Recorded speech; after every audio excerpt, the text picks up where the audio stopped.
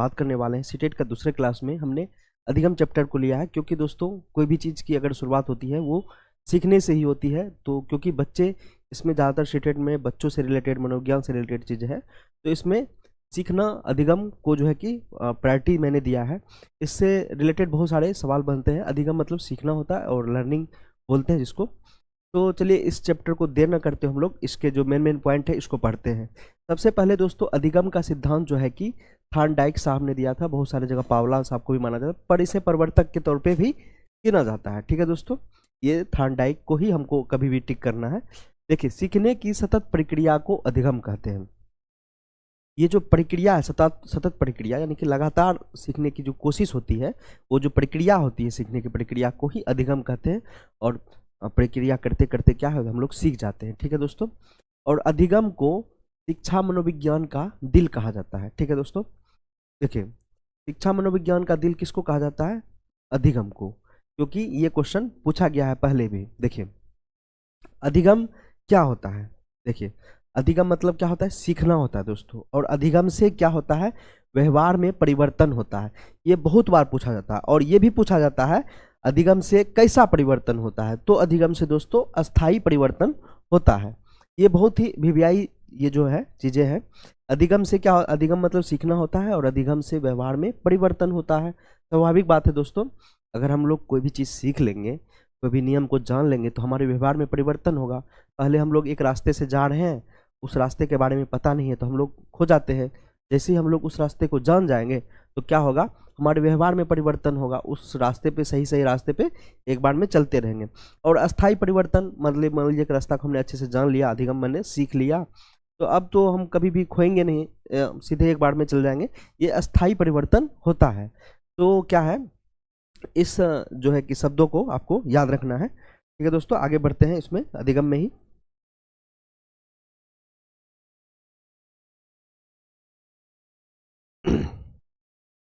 देखिए सीखना, आप अपने जो है कि आप जब भी आप सीटेट पढ़ते हैं ना, मेरे ख्याल से आप सीटेट में क्या कीजिए, दो चीज़ों को जोड़ कर रखिए। एक तो आप खुद बन जाइए और दूसरा जो है कि सीटेट को आप बाल केंद्रित रखिए। बाल केंद्रित ही है, मतलब समझ लीजिए कि आप कोई भी क्वेश्चन को अटेम्प्ट करते हैं ना, आप उसको बाल केंद्रित ध्यान में रख के जाना है। तो आप क्या करेंगे, आप उसको सही से बना पाएंगे। एक तो खुद को रखिए और एक इसको बच्चे को ध्यान में रख के करना है कोई भी चीज़। ठीक है, देखिए मनुष्य जो है कि दो प्रकार से सीखता है। ठीक है, सीखता कैसे दोस्तों?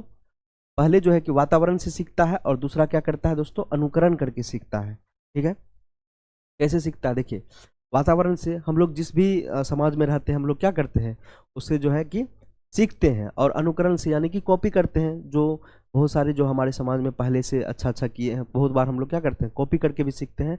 वातावरण से सीखते हैं यानी कि हमारे आसपास का जो इन्वायरमेंट है दोस्तों, उससे सीखते हैं। देखिए परिभाषा जब देने का बात आया इसमें अधिगम का, ये देखिए बार बार पूछा जाने वाला क्वेश्चन है ये। देखिए व्यवहार के कारण व्यवहार में परिवर्तन ही अधिगम है। अधिगम को बहुत सारे मनोवैज्ञानिकों ने क्या किया, परिभाषित किया। तो कुछ मनोवैज्ञानिक के बारे में मैं यहाँ पर लाया हूँ और आप लोग इसको याद रखेंगे, ट्रिक के साथ भी लाया हूँ। देखिए व्यवहार के कारण, यहाँ क्या है, व्यवहार के कारण व्यवहार में परिवर्तन। बहुत बार क्या है, व्यवहार आ रहा है। इसको किसने किया था दोस्तों? दिया था गिलफोर्ड। एक गिलफोर्ड नाम के जो मनोवैज्ञानिक है उन्होंने दिया था। अब देखिए, अब तो याद बहुत सारा नहीं रहता है। देखिए यहाँ भी व्यवहार है, यहाँ भी व्यवहार है, बार बार व्यवहार आ रहा है। तो देखिए गलत व्यवहार पर क्या करते हैं दोस्तों, गाल फोड़ देना, मतलब गाल फोड़ देंगे। तो इस तरह से क्या है, ये नाम मिलता जुलता है गिलफोर्ड से। तो आप क्या करेंगे दोस्तों, इस नाम को याद रखेंगे, गिलफोर्ड, गाल फोड़ देना। ठीक है, इस तरह से याद रखना है। देखिए अधिगम व्यवहार में उत्तरोत्तर प्रक्रिया है। ये इनको क्या दिया था, BF स्किनर जो है उन्होंने दिया था। देखिए उत्तरोत्तर यहाँ पे मिल रहा है और स्किनर एक तरह से जो है ना, ये एक मिलता जुलता शब्द है। तो आप इस तरह से याद रखेंगे। उत्तरोत्तर का बाद जहाँ पे आएगा अधिगम व्यवहार में उत्तरोत्तर प्रक्रिया है, तो इसको किन्होंने दिया था दोस्तों, स्किनर ने दिया था। अब देखिए नवीन ज्ञान और नवीन प्रतिक्रियाओं के अर्जन की प्रक्रिया अधिगम है। तो इसको किसने दिया था दोस्तों, वुडवर्थ। ठीक है, वुडवर्थ जो है, देखिए नवीन ज्ञान नवीन प्रक्रिया। ठीक है, हर एक चीज यहाँ नवीन क्या होता है दोस्तों, नवीन मतलब न्यू होता है, नवीन मतलब नया होता है, न्यू बर्थ। इसके मैंने नाम याद रखने के लिए वुड बर्थ है, याद रखिएगा न्यू बर्थ। जहाँ जहाँ नवीन नवीन का बात आएगा तो इसको क्या बोल देंगे, वुड बर्थ। इसको क्या बोल देंगे, वुड बर्थ। ये न्यू बर्थ का बात हो रहा है यहाँ पे, नवीन ज्ञान, नवीन प्रतिक्रिया, समझे। तो क्या है, नाम याद रखने के लिए हमने क्या किया, वुडवर्थ साहब को जो है न्यू बर्थ एक तरह से याद रखेंगे तो आपको वुडवर्थ भी याद रहेगा। ठीक है दोस्तों, चलिए आगे बढ़ते हैं हम लोग।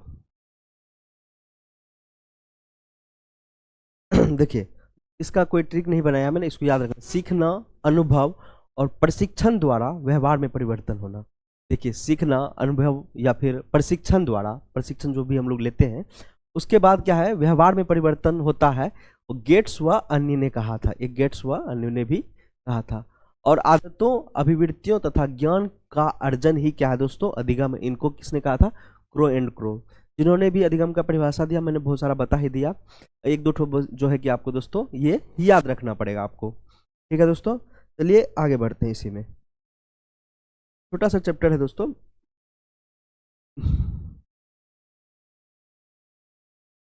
देखिए, अधिगम के प्रकार, अधिगम के कितने प्रकार होते हैं दोस्तों, यहाँ देखिए, ज्ञानात्मक, भावात्मक और एक तीसरा क्या है दोस्तों, क्रियात्मक। ठीक है, अब इसके भी क्या है दोस्तों, विधियां हैं। अधिगम के भी क्या होते हैं दोस्तों, विधियां होंगी, क्योंकि हम लोग ऐसे तो नहीं सीख जाएंगे ना। देखिए, अधिगम की विधियां क्या है, कैसे सीखता है, इस चीज को ध्यान में रखना। आप भारी चीज को जो है मत लोड ज्यादा मत लीजिए, कैसे सीखता है। ठीक है, देखिए, करके सीखना, लर्निंग बाय डूइंग, जैसा कि नया शिक्षा नीति बोलता है 2020 जो है, एनईपी 2020, उन्होंने उसमें क्या है, लर्निंग बाय डूइंग का जिक्र है। और ये कोट भी है उसका, लर्निंग बाय डूइंग, करके सीखना। हम लोग अधिगम स्वाभाविक बात है करके सीखते हैं बहुत सारी चीज़ें, क्या है, करत करत अभ्यास के, तो इस तरह से जो भी है, तो क्या होता है, उससे हम लोग सीखते हैं। तो बार बार करते हैं, अभ्यास से ही क्या होता है, हम लोग सफल होते हैं। करके सीखना, निरीक्षण या अवलोकन, हम लोग देख रहे हैं, अवलोकन करके भी हम लोग सीखते हैं, स्वाभाविक बात है। परीक्षण करके सीखना, परीक्षण हम लोग कुछ लोग ट्राई करते हैं, चलो इसको ट्राई करके देखते हैं, उससे भी सीखते हैं। वाद विवाद विधि, अगर हम किसी से वाद विवाद करते हैं तो बहुत सारी चीज़ें क्या है जो हम नहीं जानते हैं, किसी और से अन्य से भी वाद विवाद में भी सीख लेते हैं। अनुकरण विधि, यानी कि कॉपी करके दूसरे से। प्रयास एवं त्रुटि विधि, प्रयास एवं त्रुटि विधि बहुत ही इंपॉर्टेंट है, क्योंकि जब तक आप गलतियां नहीं करेंगे तो आप लोग सीखेंगे कैसे, इसको भी ध्यान में रखा गया। ये जो 5-6 तो विधियां हैं, ये बहुत ही इंपॉर्टेंट है। हमारी क्या है, अधिगम में क्या करती है, सहायक होती है। क्या होती है दोस्तों, अधिगम में सहायक होती है। चलिए आगे बढ़ते हैं। देखिए, अधिगम, अधिगम की विशेषताएं क्या है, अधिगम की विशेषताएं जो है, अधिगम क्या है, जीवन पर्यंत यानी कि लाइफ लॉन्ग प्रोसेस है। स्वाभाविक बात है, कोई भी चीज़ हम लोग ऐसा तो नहीं है कि पूरा समुद्र एक ही दिन में सीख जाएंगे। हम लोग जब तक जीवित हैं तब तक हम लोग सीखते रहते हैं। यानी कि समझिए कि जब तक एक इंसान जिंदा है तब तक वो समझिए कि एक स्टूडेंट है और वो हमेशा सीखते जाएगा, चाहे वो अंतिम पोजीशन में क्यों ना हो।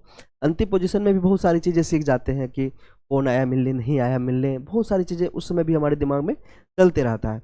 तो क्या अधिगम क्या है ना, जीवन पर्यंत क्या है, लाइफ लॉन्ग प्रोसेस है।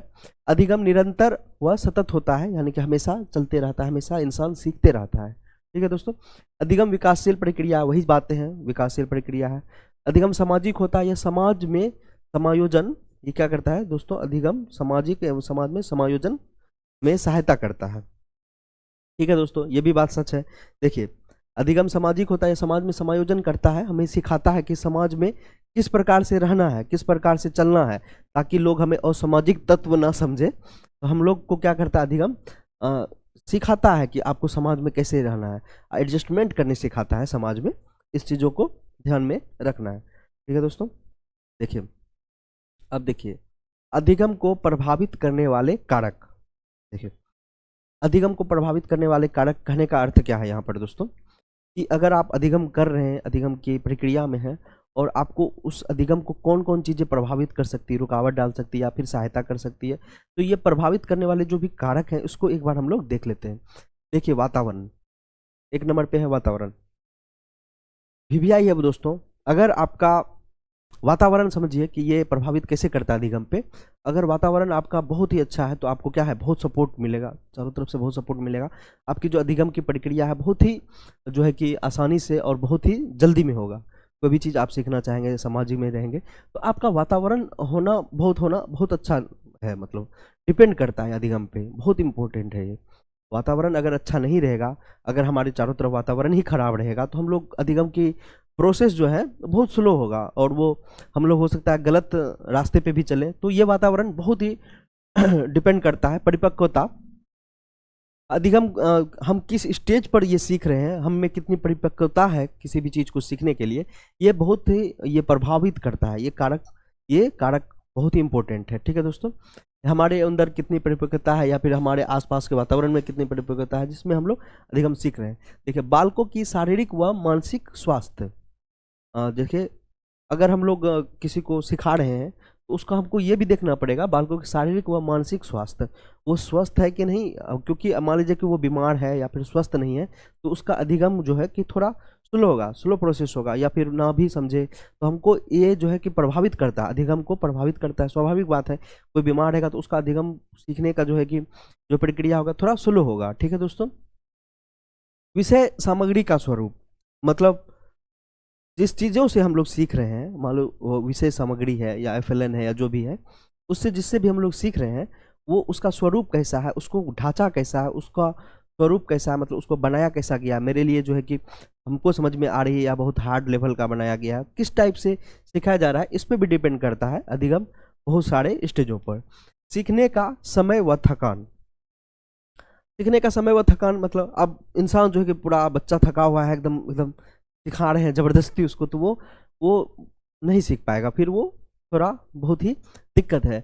समय का मतलब है, अब जैसे कि रात में 12 बजे सोया हुआ है, अब आप उसको उठा के पढ़ा रहे हैं, अब खेलने का समय है, पढ़ने बैठो पढ़ने बैठो, तो फिर क्या होगा, वो अधिगम जल्दी नहीं होगा, और वो अधिगम के बदले हो सकता है उसको मानसिक जो है कि प्रभाव भी पड़े, मानसिक स्वास्थ्य पे भी प्रभाव पड़े। तो हमेशा ध्यान में रखना है बच्चों को खेलने का समय दें, क्योंकि अगर वो खेलेंगे नहीं तो वो शारीरिक जो है कि लाभ उसको नहीं मिलेगा, शारीरिक स्वास्थ्य का लाभ भी उसको नहीं मिलेगा, क्योंकि ये सब चीज़ें खेलने दौड़ने से धूपने से ही मिलती है, और इस पर बहुत सारे कारक डिपेंड होते हैं। ठीक है दोस्तों, तो ये क्या है ना, बहुत ही इम्पोर्टेंट था अधिगम को पढ़ना। ठीक है दोस्तों, और एक जो है कि लाइन है लास्ट में, देखिए, सीखने का वह सिद्धांत जो पूर्ण रूप से और केवल अवलोकनीय व्यवहार पर आधारित है, सीखने के व्यवहारवादी सिद्धांत से संबद्ध है।